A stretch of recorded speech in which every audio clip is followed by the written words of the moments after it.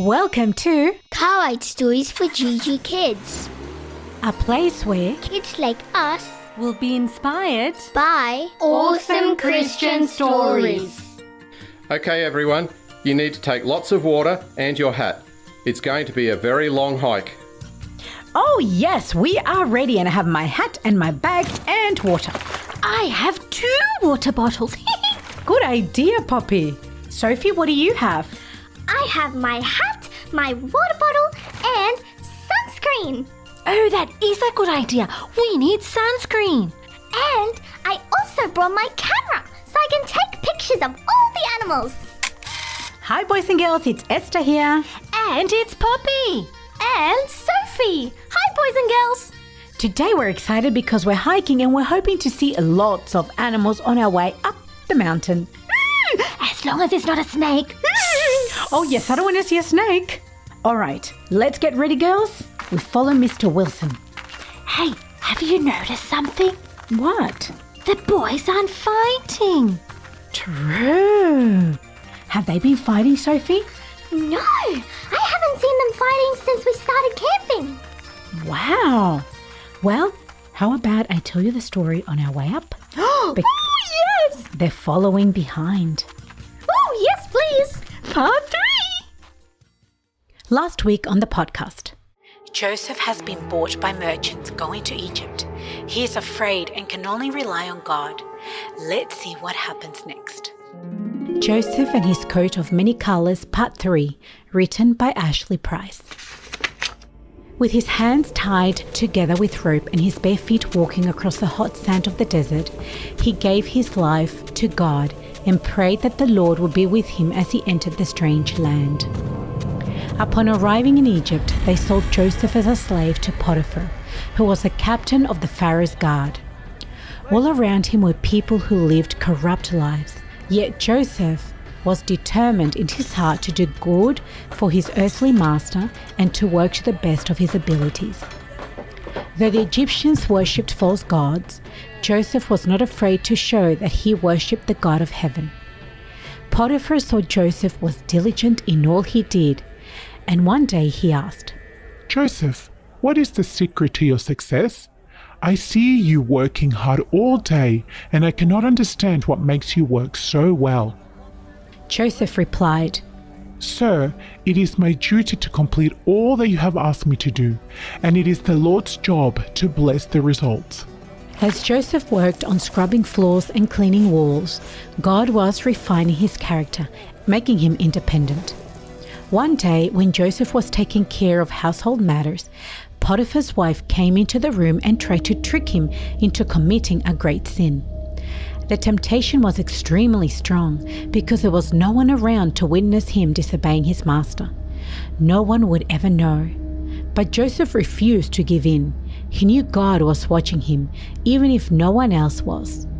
Solemnly he declared, How can I do this great wickedness and sin against my God? He turned and ran, but Potiphar's wife was angry and devised a plan. And when Potiphar, her husband, came home later that day, she began weeping. Husband, the servant you put in charge over your house has done evil things against me. I say you should put him to death. Underneath her tears were eyes that burnt with hatred towards Joseph. Potiphar stroked his braided beard thoughtfully, feeling anger rising against his faithful servant. Yet he could not make sense of it all. Joseph has been my most loyal slave.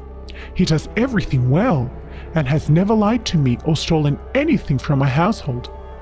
Yet my wife tells me what he has done. It just doesn't sound like something Joseph would do. Because Potiphar believed Joseph was innocent, he did not kill him. Yet, because he did not want to be seen as going against his wife's wishes, he threw Joseph in jail. Joseph was treated poorly in jail at first, and the iron chains that bound his hands and feet dug into his skin and caused big red sores that brought forth blood. Joseph fought against the feelings of injustice that came to him. He had done nothing wrong, and yet Potiphar's wife had falsely accused him of a serious crime. Where was God now? Doubts nibbled at his mind. But he did not give in to his doubts. He knew he was at peace with God because he did not disobey his laws. As more criminals came to the prison, he talked with them and tried to make them feel better about the situation. One day, a short, rounded man with a shaved head who had been the pharaoh's baker, and a skinny man with a long, plaited beard who had been the pharaoh's butler came to Joseph, complaining about the dream they had experienced the night before. Tell me what the dream were about. Joseph said kindly. My God is the revealer of all mysteries. He will make the meaning known to me. The butler told Joseph his dream, and Joseph smiled as he told the man what God had revealed to him. In 3 days, you will be called to the Pharaoh's palace to serve as his butler once again. The butler brightened immediately and gave Joseph a hug. Praise be to your God, who has revealed those secret things to you. Next, the baker explained his dream, and Joseph hung his head as he shared what God had told him about the dream. In 3 days, you will be put to death by Pharaoh's command. Wow! I can't believe it! I want to know what happens next. You will. Next time, I'm going to give you part 4 of the story, which we conclude. Oh, the suspense! So boys and girls, I hope you're enjoying the stories, and you can read it in your own Bibles. You can read it in Genesis. Oh, yes. Now we're going to go because it's getting really hot. I want to drink water and take photos, right, Sophie? Yeah! I would love to take photos! Oh, guys! I think I just saw an echidna waddle over there! Let's go! Good idea, Sophie. So, let's keep walking. That's all from us, boys and girls. Till next time. Bye! Bye! I wonder if I'll be able to catch an echidna. And don't forget, girls, you are Gigi, gorgeous in God's image. And boys, you are also Gigi, great in God's image.